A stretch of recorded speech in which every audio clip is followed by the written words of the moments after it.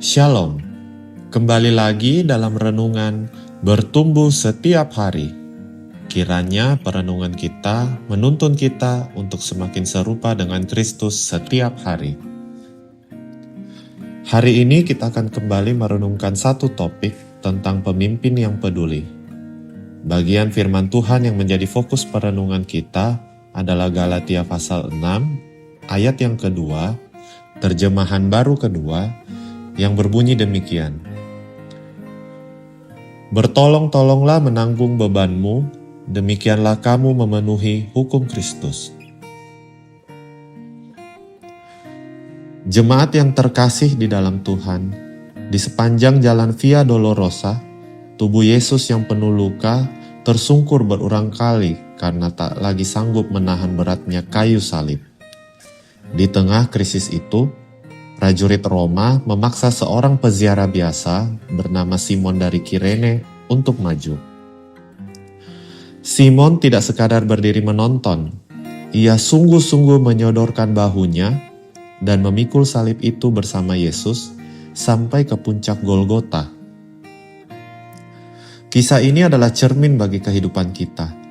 Di sekitar kita, baik di keluarga, gereja, maupun tempat kerja, banyak orang sedang berjalan di Via Dolorosa mereka sendiri, terhimpit beban ekonomi, luka emosional, atau keletihan hidup.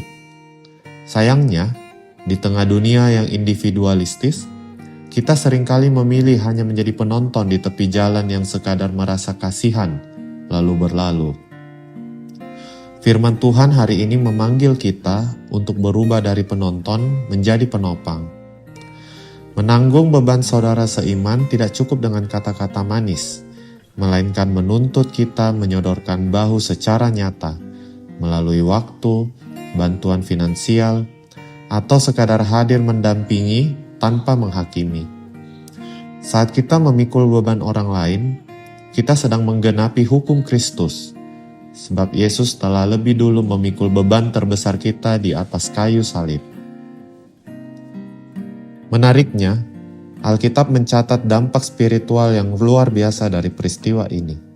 Dalam Markus pasal 15 ayat ke-21 dan Roma pasal 16 ayat ke-13, anak-anak Simon, Alexander dan Rufus, serta istrinya tercatat menjadi tokoh-tokoh iman yang taat dan dikasihi dalam jemaat mula-mula. Sebuah pertolongan yang berawal di jalan penderitaan itu diubah Tuhan menjadi warisan iman dan berkat bagi seluruh keluarga Simon hingga generasi berikutnya. Marilah kita mewujudkan kasih dalam tindakan nyata.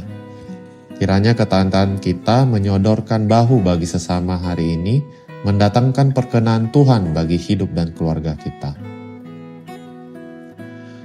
Mari kita merenungkan sejenak. Kita telah menerima begitu banyak kasih dan kelimpahan dari Tuhan. Sudahkah apa yang kita bagikan hari ini sebanding dengan apa yang telah kita terima?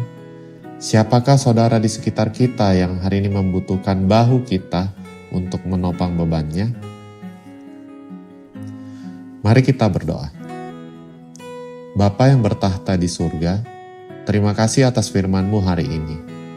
Mampukan kami yang telah menerima begitu banyak kasih-Mu untuk mau membagikan waktu, tenaga, dan perhatian bagi saudara kami yang sedang kelelahan memikul beban hidupnya. Pakailah hidup kami untuk menjadi penopang bagi sesama. Di dalam nama Tuhan Yesus, kami berdoa dan bersyukur. Amin.